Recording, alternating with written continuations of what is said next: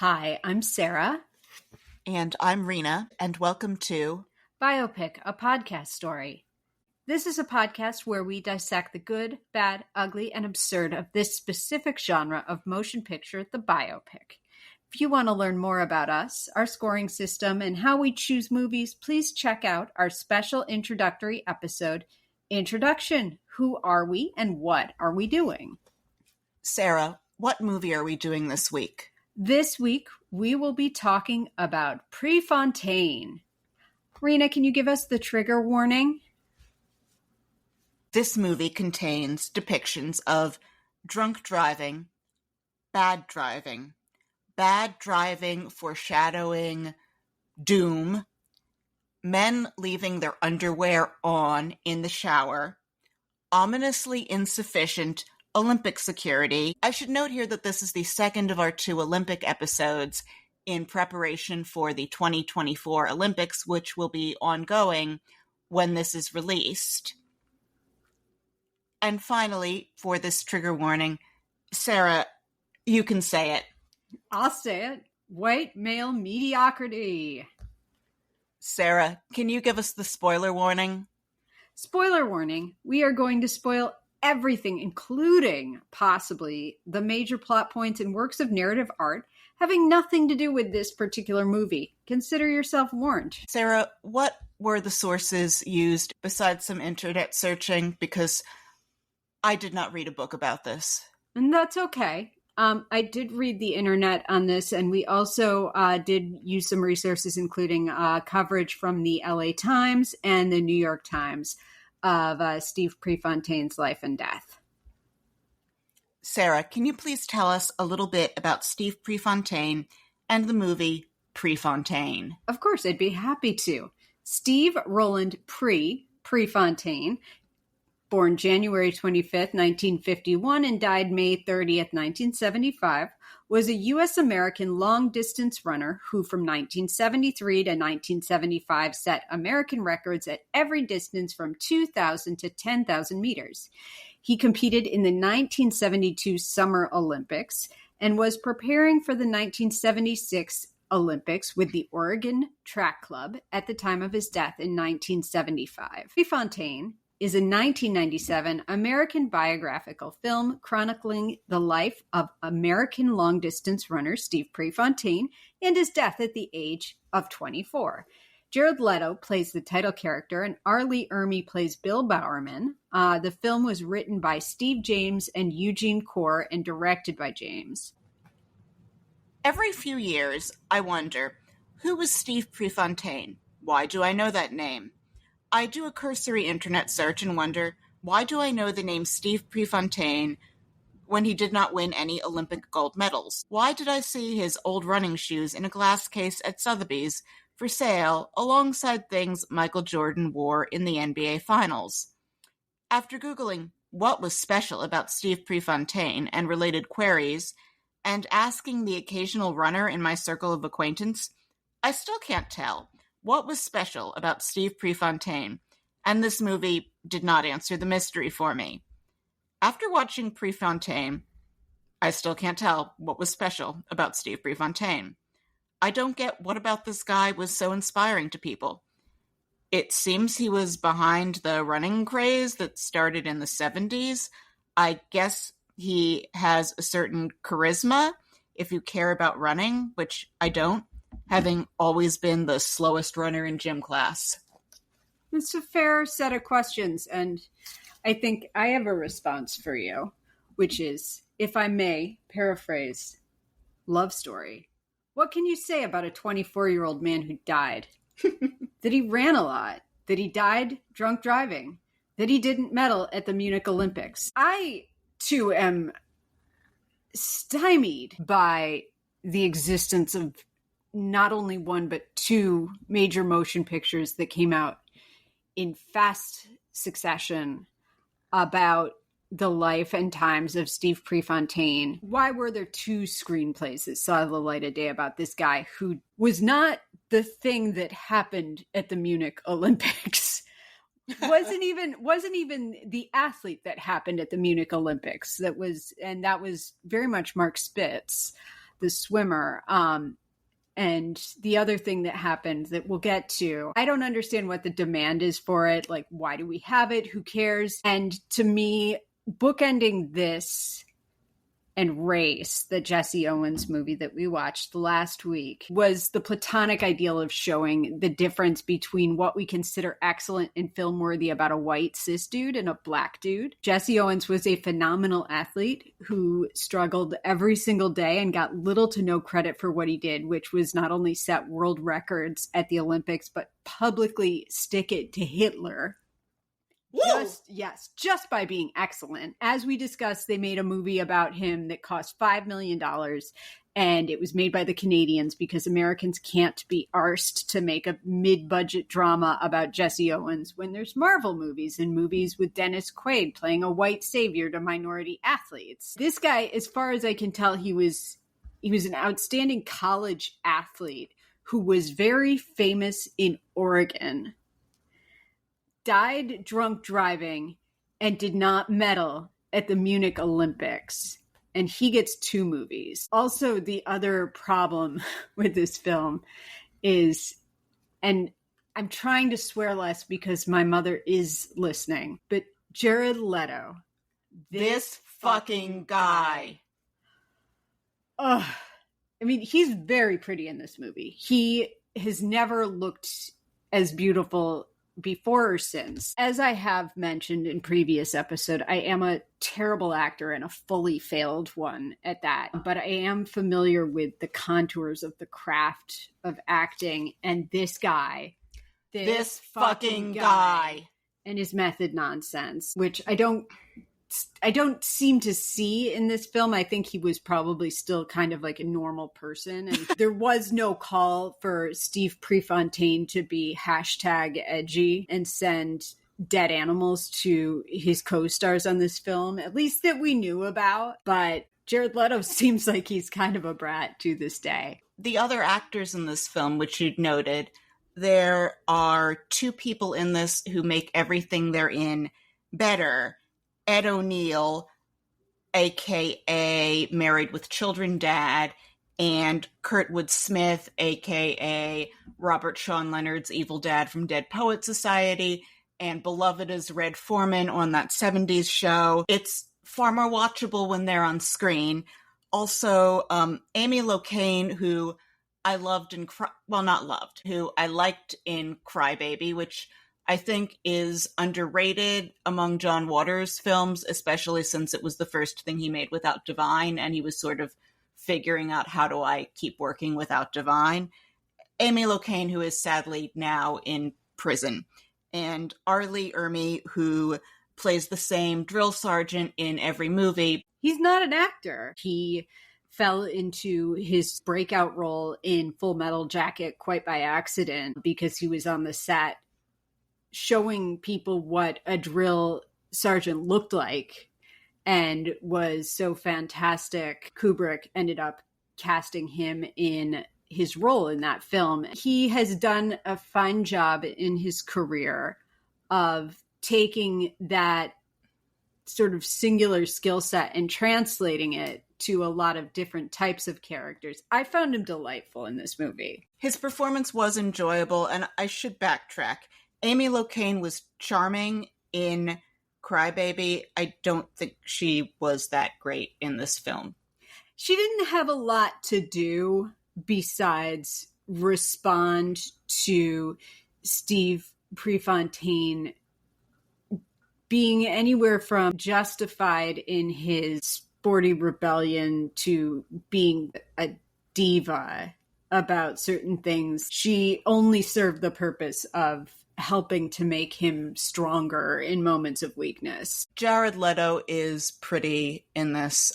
This is a few years after he won the heart of every teenage girl who bothered watching My So-Called Life. I was never under his spell.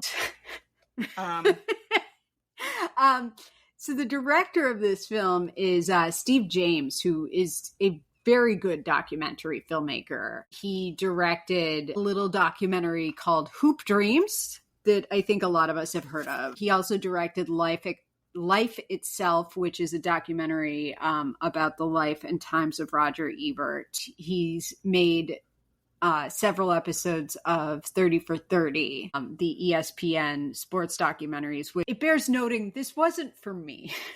This wasn't for me either. It wasn't like those things where I get wrapped up in the dream world of the frock flick and your fires are not lit. This movie was for neither of us. It was for neither of us, but also, even with that, I think that recognizing excellence in filmmaking can be done even if something isn't for you. I had some problems with this movie. I will say, I think that I love the structure of this, which is the faux documentary style, where he's going and talking to all of these people who were in Prefontaine's life about what it was like to be a part of Prefontaine's story. And, you know, it tracks that he would use this technique. Would you agree that it mostly works to do it this way? The framing works, but the dialogue did not sell me. No, the dialogue didn't sell me. There's something very surreal about watching a movie that's name checking all of these people who, in theory, you know, you're supposed to know, but I feel like you only know if you were following collegiate level track and field in the 1970s. And it treats them all as if they're household names, which was really, I certainly did not have any familiarity with any of the people that they talked about in this movie. No. And the opening credits, I described the music as Roadhouse music. It sounded like it was from the soundtrack of the movie Roadhouse. A lot of the non-needle drop music that was in the movie was really Skinamaxy. You commented later that many of the actors had what we now call porn stashes and looked like they wandered out of the movie Cruisin'. Yes, a lot. There are so many porn stashes in this movie, including one sported by Jared Leto for at least half of it, which Steve Prefontaine had a porn stash. What a weird time. So many porn stashes. We open on baby Steve running around. We have another scene of potentially traumatizing activity for a child involving train tracks, like we saw in Cobb. Child Steve is walking on train tracks. The surprise here is that there is no train coming. He jumps off the tracks, off a bridge, into some water that is plenty deep enough, and makes a big splash. We find out that he's always been an athlete with a lot of heart, but he's small. Whenever he does get playing time, he insists on proving himself and running really hard and working really hard. I described him as like a little blonde Forrest Gump, the way he's just running and running and running and running. And then we do that thing where they pan down to his feet and then they pan back up and he's Jared Leto. So far, Respect, the Aretha Franklin biopic that we watched in episode 4, did the best job managing to surprise us with the kid-to-adult swap. I suppose the second best at this was Rocket Man, which was episode 8. This is nowhere close. I can practically see Trope Navajo from The Doors running alongside little Steve. And here's Jared Leto. He does look a lot like the real Prefontaine in this. It's interesting because Billy Crudup would play him in the next Prefontaine movie, Without Limits. If you put the two of them in photo over each other, they would together make up exactly what Steve Prefontaine looks like. They both manage to look like him, but yet they look nothing like each other. So that was just an observation I made. And there's a lot of cliche dialogue in this screenplay. And this was just one of the first instances of it where someone says, once he started running, he never stopped. I yelled at the screen, "Oh, F word off." because I'm trying not to swear.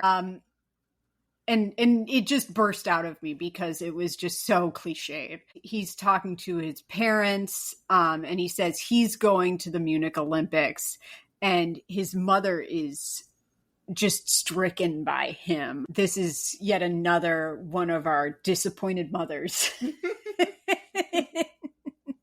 In our movies, there's always one, and she is very concerned about him going out running in the morning. And she says, the neighbors must think I'm a crazy German woman to let him run like this. I think like there's way weirder stuff that kids can be getting up to that's going to cause the neighbors to talk. And I guess I didn't necessarily see the connection with whether or not her being German was going to affect the neighbors thinking about him getting up and running. I don't know. I didn't see it. Then Ed O'Neill shows up at their door to come and scout Steve because widely recognized excellent high school athlete, and a lot of the track and field programs of collegiate level are interested in having him come, and he's kind of a dick to him. Ed O'Neill delivers the script convincingly, which most of the other people in this movie don't manage to do with this cliched script. He's often the best thing about something terrible because he shows up, he commits, he always brings a level of gravitas that sometimes the material doesn't deserve. Steve is so full of himself. He expects Bill Bowerman to personally ask him because he's an entitled little man-child. At this point, I felt like I was being gaslit. This movie is trying to convince me that long distance running is super interesting and everybody's super into it. There's a really amazing SNL sketch from the 1980s with Harry Shearer and Martin Short where they become synchronized swimmers and they want to be the first men's team to participate in synchronized swimming in the Olympics. And I felt like I was watching that. A little bit. Do people really care this much about collegiate level track and field? I don't. Perhaps the 70s were a world where everyone cared that much about collegiate level track and field, and I'm missing something. At this point, he does go to Oregon. Is it Oregon State or University of Oregon?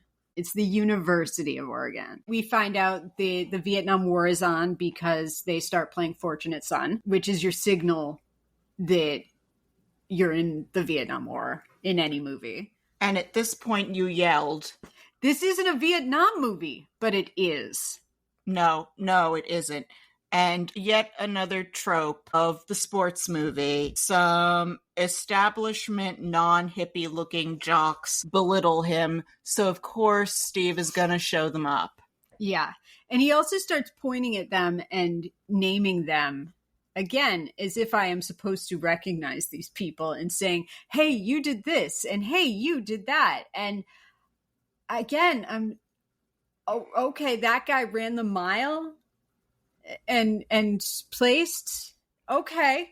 I know one of the runners is played by Travis Birkenstock from Clueless. Yes, Breckin Meyer shows up in this film. He's always solid. We find out that Steve is kind of a rebel, which I guess is something else that makes him compelling because he runs over that car. No, that's not compelling. That's stupid. This movie goes out of its way to foreshadow its protagonist's fate with just bad driving all over the place. You're right. And people doing dumb things involving cars. I didn't even pick up on that particular reference to his terrible driving and ill-fated future. Just when he was don't parkour over a running car. But it was so cool. And no, it wasn't. It was stupid. He was so edgy. No, that was just stupid. At this point, I put in my notes, is this real? Am I watching this? A movie about a long-distance runner who fails to medal. And it's being treated with the self-seriousness of Winston Churchill entering World War II. And it is. Like, this movie is very, very self-serious. This movie takes itself so seriously. We were saying that it seems like a parody of a sports movie. Then Ermey enters the film as himself. We find out that he did not write the letter that the other Bill presented when he showed up at his house. So they tricked Steve into coming to Oregon. Then he asks Steve Prefontaine to help him lay some dynamite on his mailbox because his mailbox keeps getting hit by youth. Someone keeps driving into his mailbox and knocking it over. So he has Steve help him fix the mailbox, and then they put some dynamite on it, which is a great way to solve all your problems. It's a very Eastern Oregon, like inland Oregon thing, I feel like, to have dynamite just on your person. You know? Really? That's where like all those militias are and stuff, like Clive and Bundy's of the world. I feel like having weapons and the tools of destruction is a thing that a lot of people outside of like the Portland area have in that state. It's just, I don't know, but I just, it seems like something that would be a thing that people would have. So I wasn't surprised to see this. And some fan service over sneakers here, because some of us know that Bill Bowerman is a co-founder of Nike with Phil Knight. And we see him making sneakers using the waffle iron, which, as far as I can tell, is true, trying to perfect the running shoe. This is a through line. We hear a lot about these sneakers. Yeah, and there was fan service around Adidas in Race last week. There's so many things that this movie and Race have commonality over that I don't think we planned for, like the ill-fated Olympics in Germany, the fan service of sneakers, the excitement of track and field. But track and field is actually exciting in Race. It's really hard to get bored by the 100-meter dash. It's over and you see the winner really quickly. They go around and around and around the track. I also don't watch race car driving. Yeah. Prefontaine wants to run the 1 mile, and Ermey's all, no, you're going to run the 3 mile. It's explained to us immediately after that in one of these interviews. The mile was everything back then. The glamour event of track and field. That's a line from this movie. According to this film, not only was track and field glamorous, but it had a glamour event in the 4 laps of the mile. I guess it was a world lost before we were even born. So lost, we never heard of it. It's like the future never came for track and field becoming this sport that it's proposed to be in this film. Pre has attitude for days and a lot of swagger. And is all, nobody cares about the 3 mile. Everybody like loves him, and he's self-involved, and he's got this blonde hair, and he hurts his foot in a pool and gets it stitched up, and he still wins some race that he's in and maybe sets a record. He says a bunch of like really smug stuff to the media, and they're just loving it. Yeah, we have yet another trope of sports movies where the media is fawning over the athlete and they go into some bitter humble brag where he berates and hypes himself at the same time. And it's an eye roller because we've heard this before, but the press just eats it up. Blech. And the media is responding to him, and the way that they're showing all this coverage, I guess it happened, but again, how is this real? Then we meet the shot putter and discus thrower, and he's very bitter about not getting any credit because Pre's a star. Again, really? Really? This was all real? Yeah. So he meets a girl runner named Nancy, the girl of the movie. He runs up behind her and introduces himself. He also gives her a pickup line that I think could have been a Ted Bundy pickup line. He says, I could really do something with you. Why not just, hi, I'm Steve? Why not just say, I have a knife in my trunk and I'm going to cut you into little pieces? I guess it works either way. She goes for it. He has an old girlfriend who he's lying to, and she explains that he lied because he didn't want to hurt anyone. And I was like, please don't excuse this behavior. And as they're breaking up, he's saying, I still want to marry you. And he's the worst. He really is. And I want to make clear here, there is not a line or a scene in Prefontaine that has not been done better elsewhere. We are soon walking into the speech of, all my life people have said to me, whatever, and that's why I have to do this. We are living in clichesville. I was laughing my head off at this speech because it is such a string of cliches. And come to think of it, what it reminds me of now is that scene in Wayne's World where he's making like the big speech where they have like Oscar clip flashing on the screen. And then he's being really dramatic with it and finishes with, and I never learned to read. And the girl asks him, did you really never learn to read? It reminded me of that part of Wayne's World making fun of this kind of speech. Yeah. And we now start to set up what will become a central conflict of this film. The script is really pace-wise all over the lot. We find out that, that the Amateur Athletics Union, point is, they're complaining about how they don't have very good equipment and good trainers, and that, people have to pay for their own flights for things, and, start to set up this idea that Steve is going to go after the AAU and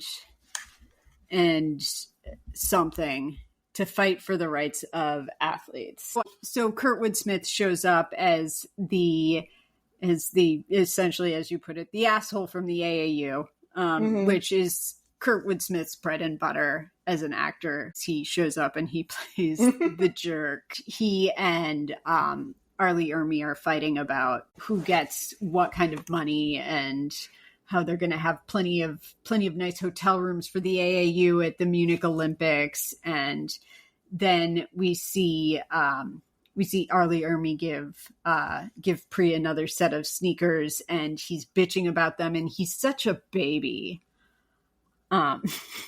He's such a pissant. Yeah.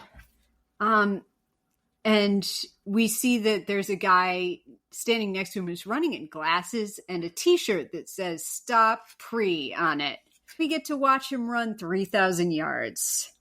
And everyone's standing in the crowd, and I was like, you guys might want to have a seat. You're going to be standing for like 12 minutes. Yeah. Then we have yet another trope scene where I again expect to see trope Navajo from The Doors with all of them. It's that cliche scene where the withholding parent finally gives emotional affirmation, and German mom says, I never understood why you ran, with tears in her eyes. So he has qualified to go to Munich for the Olympics, and he flies to Munich in probably the ugliest jacket I've ever seen. It's quite salmon colored. Amy Locane as the girl is walking him to his gate. You used to be able to just like walk someone onto a plane. She says to him another line.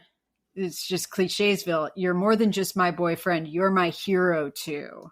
And I was like, give me a break. You're more than just my boyfriend. I can't. How can you say this with a... There should be obligations in people's contracts to not have to say lines like, you're more than just my boyfriend, you're my hero too. Well, and also... This should not be written. Why is he her hero? What has he done that being like a total douchebag. Nothing. He has been a total douchebag the entire movie. It's completely unearned that she thinks he's her hero. I don't get it. Then we are in Munich and we are watching the Olympics, which is so exciting. And we see the ominous lack of security for what they are calling the Serene Olympics. And as soon as we get to Munich, I start feeling sick because you know what's coming. Germany never gets to host another Olympics. Germany should absolutely never host another Olympics. Something goes wrong every time. The 2 times off the top that we know that Germany has hosted the Olympics, boy, have they cocked it up. Prefontaine's main competition is this guy, Viren, who has an Amish-style neck beard. He's from Finland. He's an incredible athlete. When he's running in the 10,000, he falls down, gets back up, and still sets a world record. And I'm so impressed. So I am now rooting for Viren. I was rooting for Viren for the rest of the movie. I was egging you on to, but we were both cheering Viren, Viren. And I was so happy when he beat Prefontaine. Pre's complaining about his living conditions in Munich because that's a thing he does constantly because they don't have the rooms finished and they're like, oh, they spent all that money on doves. And something they also didn't spend money on besides getting the rooms finished is security. We are about to see the horrific disaster of the Munich Olympics unfold. And we watch it happen, which is not the most electrifying presentation of the events. Watching a tragic, bungled hostage situation unfold in which many lives were lost. All this time I'm thinking 11 of my fellow Jews die horrifically. And I'm supposed to care about this runner having his time in the 5,000 messed up. Yeah.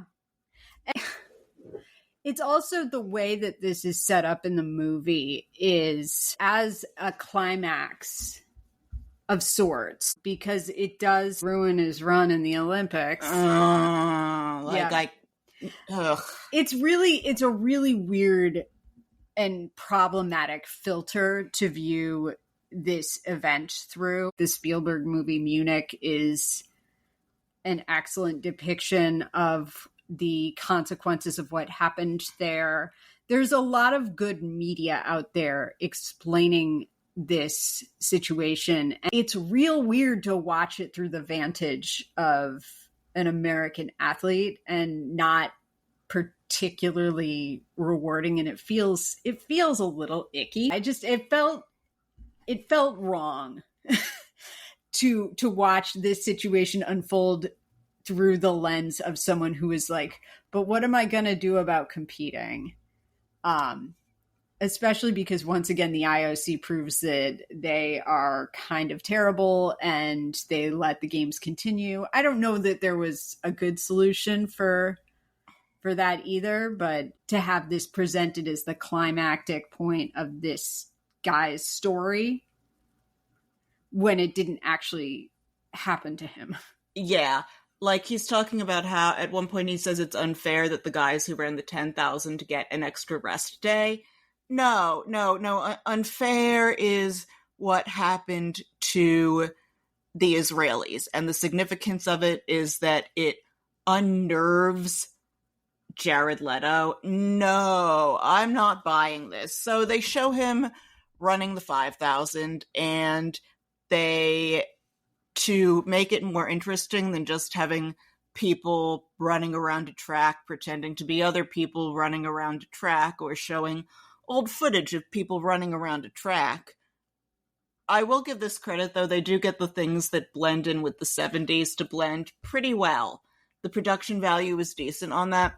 They cut to an Oregon bar full of people who only care about sports, and I couldn't care less. I care about what happened to the Israeli athletes. and I hate all the people in this bar so much. I'm uncomfortable with this story because it's not his story to tell, and we're seeing how it affected him. It's not a perfect comparison, but it reminds me of like any movie where you see like the civil rights struggle through the eyes of a white person. You hit it on the head. Why do we need two movies about watching Steve Prefontaine watch this terrible thing unfold? I watched the first hour of the Billy Crudup Steve Prefontaine movie the last time I was on a plane, and that one is more interesting because he speaks German since his mother was German, so he's translating for the rest of the US team what is going on. But yeah, they're using these boring people in the bar who don't care about anything worth caring about for exposition. It very quickly translates into like this tragedy is that Steve Prefontaine came in fourth at the Munich Olympics. And they explain that he came in fourth because he only wanted gold. He wasn't going to keep fighting for silver or bronze. While this is going on, I'm once again cheering for Viren. I didn't even understand like that line of argument. Like that didn't make sense to me. Where they're like, well, you just didn't, whatever. He didn't medal at the Munich Olympics, and we have two movies about him.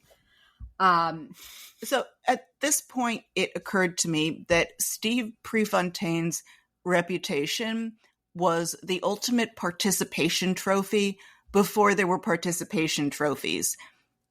If you want to know where the participation trophy came from, it's this guy. He's the prototype. So he's really feeling sorry for himself here and carrying on, and Ed O'Neill shows up and is like, you need to snap out of this, and he passes out saying, go Pre, go Pre, go Pre. Ed O'Neill is so convincing giving the concerned speeches that I buy in, but then Jared Leto has to go and open his mouth. Yeah. And he goes back to Oregon, and he's really got his tail between his legs, and everyone needs to bolster him up. And we've got 40 minutes of film left at this point, and I'm going, oh my God, like you just gave us the climactic point of this film, and now we just need to run out the clock and wait for him to die, which is basically what the next 40 minutes are. Yeah. At about the 1 hour and 11-minute mark, you said, I can't even deal with how much more of this movie is left. Yes. So we cut to him bartending. Yeah, he's bartending because he's got to pay the bills so he can go to Montreal.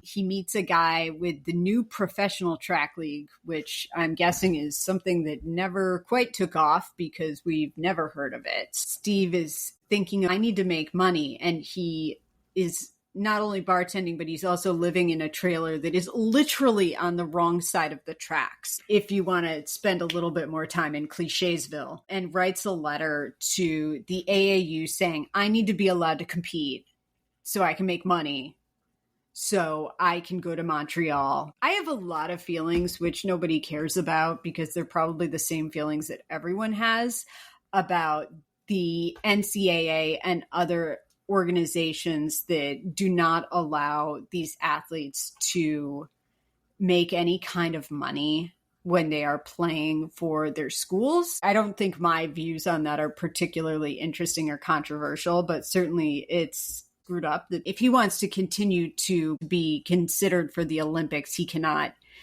be above officially an amateur. He can't profit from it in any way. Yeah, but he's blaming everybody else for issues, and we found it astonishing that this much media is following him around, and we see him in person having a dispute with Red Foreman, the big bad of this movie, who is ruining the U.S. team's chances by not letting them compete directly with their Finnish counterparts for no good reason that I can see. Like, this Kurtwood Smith When you have to sell someone being a bad guy for no good reason, that's a hard sell. One of the reasons Hudson Hawk doesn't work is because the bad guys, at one point, when asked, why are you doing this, just start laughing and say, because we're evil. He's doing a good job selling a weak script. It's so interesting. The media follows him around. He's got like a presidential scrum of media around him. We go into our final third of the movie, but structurally, we've already had this huge climactic moment of the Munich Olympics, and now we're going to go to battle with the amateur athletics union. There's people who care about this stuff, but this is the lowest stakes nonsense, and it's a super lopsided bit of drama to take on in the final 30 minutes of the movie because of the way that Munich is led up to and departed from, and this movie does not have another climax in it. This is not a multi-climax film. We learn that Viren isn't coming because he's scared to take on Pri again, and Pri has a tantrum. Then we have some fan service for sneakerheads. Yeah, so they get the AAU to back down on their refusal. They want to invite the Finns over to do an exhibition match of some kind, and the AAU is going to tell all of these athletes that then they can't participate in any amateur events going forward, and they get them to stand down. So there's the discus thrower guy, whose name I don't remember, who has a counterpart on the Finnish team, who he beats at this Finland/Oregon track meet, and he's all happy. Since Steve has been cocky throughout the film, I suppose that this arc has been that he's learned to become a real winner again by doing things for other people, which could have made a reasonable arc in a better written script if he had competed in Montreal. You know, the arc of Purple Rain is that the kid cannot perform his highest until he learns the value of collaboration, because within the story of the film, Wendy and Lisa, not the kid, write Purple Rain. This would be a reasonable third act arc if it had taken him to Montreal, but as it is, it's a local meet. So he becomes a slightly better person by doing something for somebody else and seeing some reward in it, but he gets drunk. It sure would have been better if he didn't die, because it's a huge bummer, and it definitely stymies the structure of this story. We do see Bill with his waffle iron finally coming up with the Nike running shoe with the swoosh that they paid $50 for. That design mentions, I partnered with this mediocre runner that ran for me years ago, who is Phil Knight. Everything worked out okay. It's also a follow-up that in an early scene, Prefontaine, because the sneaker splits across the top, and they finally figured out how to make a sneaker where there's a single piece going over the top and no join seam. Call back. It all works out for Phil Knight and Bill. So there's this whole moment at the party. Like, as soon as they start cutting the cake at the party, you're like, oh, he's about to die. That cake might as well have been shaped like a car. Everyone's saying stuff to him that you say to someone in a movie before you die, where someone says, oh, you ain't done yet. And I'm like, oh my God, he's so about to die. They are laying it on with a trowel. Is this the most cliched script we've seen so far in a genre ridden with cliches? Oh, absolutely. Absolutely. This is Dewey Cox running track. This is the sports equivalent of what Dewey Cox is to musical biopics, except that it doesn't mean to be, and it isn't as funny. Yeah, and they start playing Bob Dylan's I Shall Be Released on the soundtrack. It's on in his car, and I'm like, oh my gosh, this is a funeral song. And then he flips his car because he was drunk, which the movie doesn't say, but he was quite drunk. He had a 0.16 blood alcohol level. That's almost double the legal limit. If I recall correctly from when I was in mock trial, and we had a drunk driving case. The accident is portrayed very similarly to what has been described in terms of accuracy. His car crushes him. It's a terrible ending, and it's done well enough that it made me incredibly sad despite all the shit I just talked about this film. The car lands on him and you hear him breathing heavily in and out. You see film of him breathing heavily while running, and then the breathing just stops and they cut to a memorial service where for some reason the hearse is driving around the track, and then they do this thing where they run a timer down and they have everyone watch his last lap. And the last 5 minutes of this film were sad and affecting. To quote Lin-Manuel Miranda, all he had to do was die. I'm sure that this happens all the time in sports. I don't know, where like when someone dies, maybe they drive the hearse somewhere where they used to play the sport. I don't know, but it was very weird to see a hearse driving around a track. That said, this was a very affecting ending. And it was very sad. I disagree with Amy Locane's assessment that he was going to make a good husband. I didn't get that vibe. But if she thinks so. Sure. Come to think of it, maybe the fuss over Steve Prefontaine has a lot to do with him being dead. He is everybody's idea of themselves excelling, if only something hadn't gotten in their way, like being dead. It's not Sweet Dreams or the Buddy Holly story or La Bamba. Those were people who genuinely accomplished something. He did accomplish things if you were very interested in track and field. In the 70s. And the people who came in fourth at the Munich Olympics in the 5,000. It does have a real, like, and then he died kind of movie energy. I don't love the biopics that end with tragic death at a young age. It's a huge bummer. Look at all the things that they could have done, but then they died. They got on that plane, or they drunk drove, or they took that hot shot from that dealer, or whatever. Even when that is the way it ends for someone, I don't love these movies that end with, and then he died. But sometimes that's how it happened. They died. Oh yes, I don't disagree with that. I feel like look at all the potential this person had, and then like the breadcrumby lead up to their death where it feels like everything's coming together for them. Like it, and maybe that's just something that's been done so much that it feels very cliched at this point. This hit all the notes except for the girlfriend, like that speech about you're too whatever, Pre, you're too this, you're too that, and I have to do it because that's how I win. Like that would have been a two-hander conversation where the unsupportive girlfriend was saying that to him. Oh. And the only way that cliche doesn't work is where was his mother or the first girlfriend being shitty to him saying all of that stuff and him being like, I have to.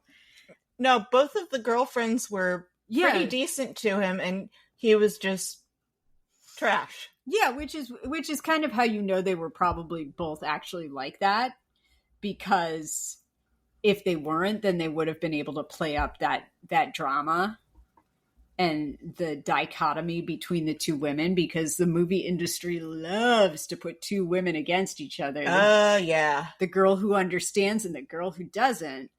And we didn't have that here. Both of his girlfriends were pretty great girlfriends to him. So that wasn't drama they could go with. But watching that scene though, where his Oscar speech scene, like I was thinking, like all that's missing is someone saying this to him. Yeah. And then we would hit every single cliche that could possibly be hit in this film. Is it because we've seen too many of these things that the movie didn't feel like it was good? It felt like it was like parts off the shelf of the biopic store. Steve James went into the biopic store and was like, I'll have this, and I'll have this, and I'll have this early act one setback, And then I'll have this fan service moment. Then we'll have this speech where he talks about how he was never good enough. And then I'll take this part where the mom is unsupportive, but then she figures it out. It does feel like assembled off the shelf dialogue. Like a Chat GPT wrote the screenplay, just because it is so many cliches. I'm going to go into my dark night of the soul of judging. Like, who am I to judge? A, and B. That's true. Neither of us has as much money as Jared Leto, this fucking guy.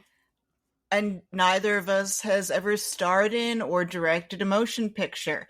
So who are we to judge people who manage all of this? Yeah, but the dialogue was very cliched, and I felt like when he was reacting to the Munich Olympics, being so upset about how it was destroying the games and that he didn't want it to continue. Did Steve Prefontaine really feel that way? If you're going to set him up at the beginning of this movie as someone who, as his coach put it, turned distance running into a blood sport, and then that happened at the Olympics and he was like, this shouldn't even continue right now, that didn't track with me.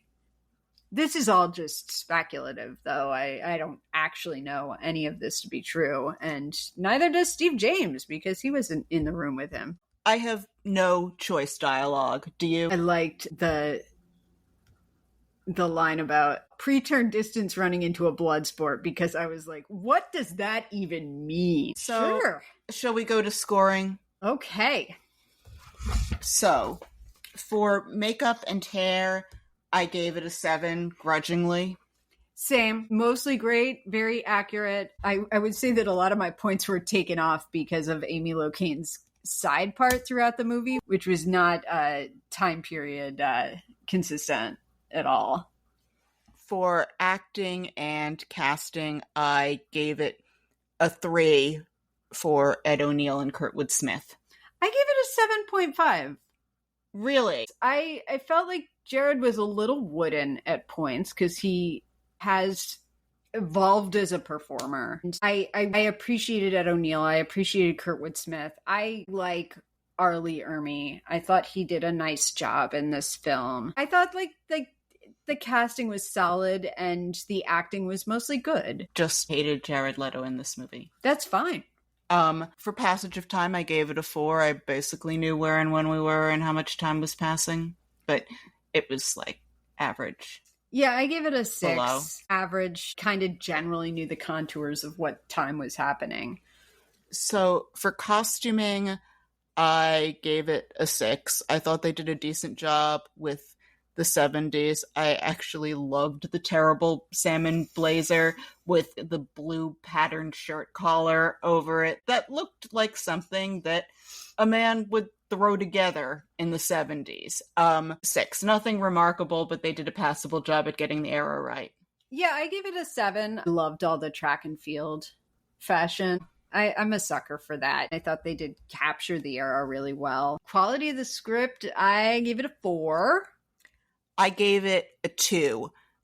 It was better than The Conqueror. It just had so much dialogue that only Ed O'Neill and Kurtwood Smith managed to deliver convincingly. As you know, I'm a sucker for the faux documentary structures. I thought that kept things moving. So it would have been far more painful to learn about him if it had just been a straightforward narrative film.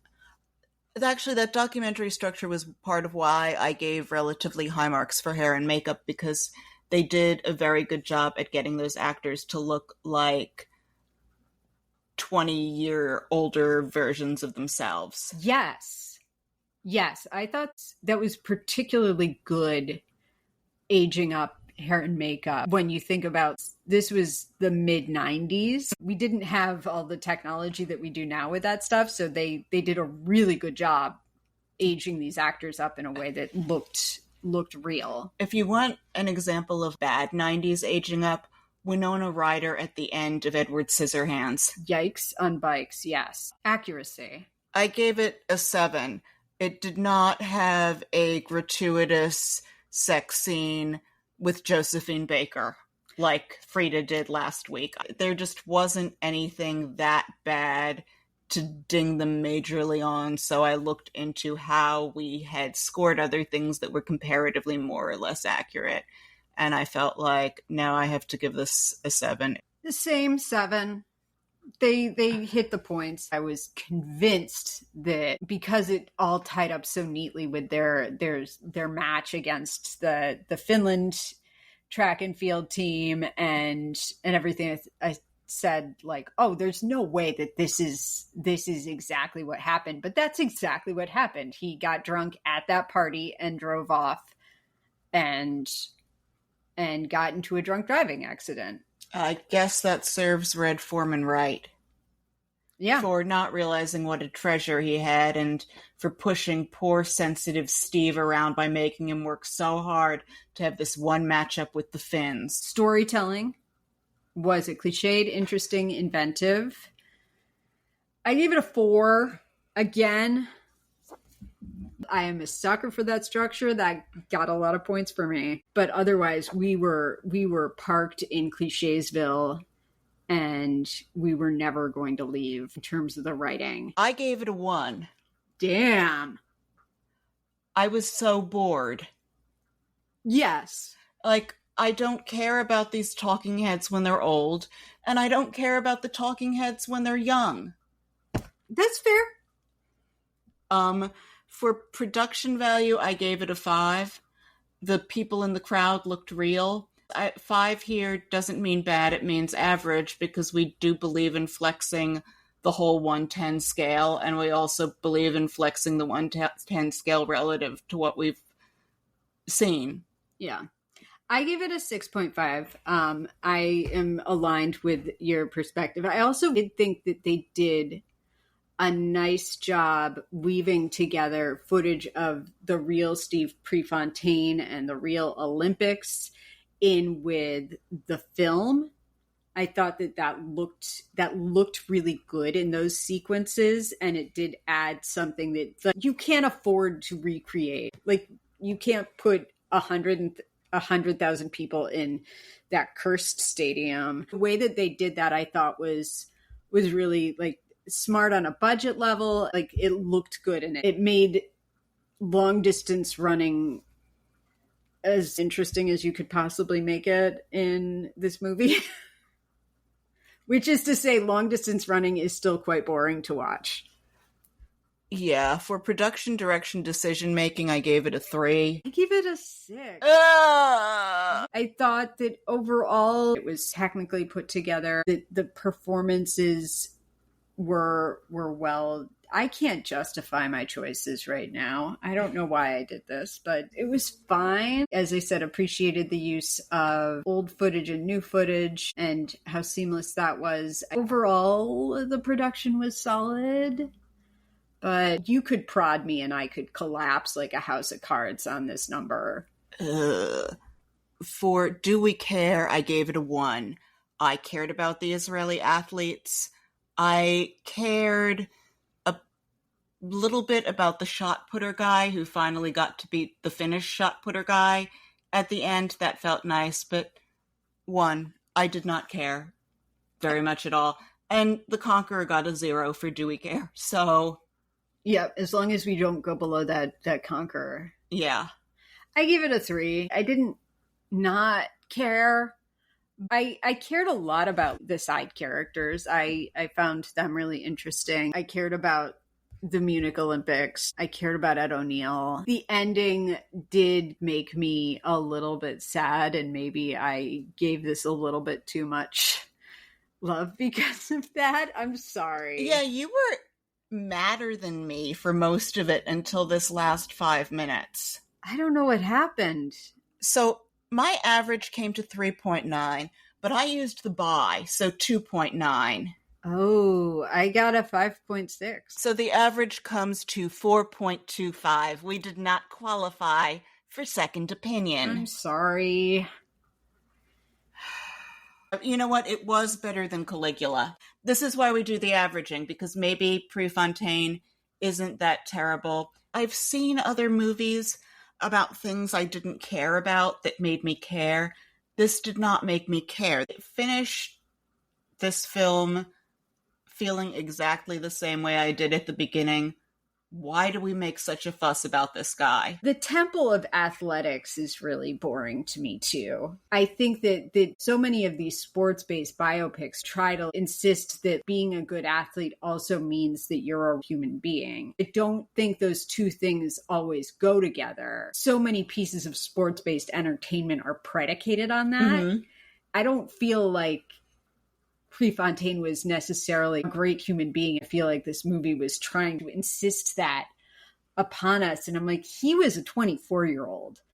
Find me a 24-year-old dude who's not a total shithead. You're not allowed to rent a car until you're 25 because your brain isn't fully formed. And he crashed the car at 24. Now I feel like the movie Prefontaine has a point. And the point of it is this whole movie is an infomercial for why we are right as a society to not allow people to rent cars until they've turned 25. Yeah.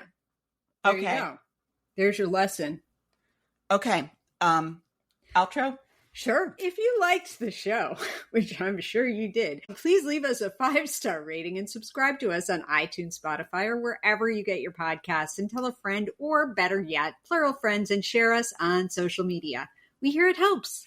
Tune in next week when we'll be talking about Cleopatra, starring Elizabeth Taylor, Richard Burton, and Rex Harrison. Have a good night, everyone. Night, everybody.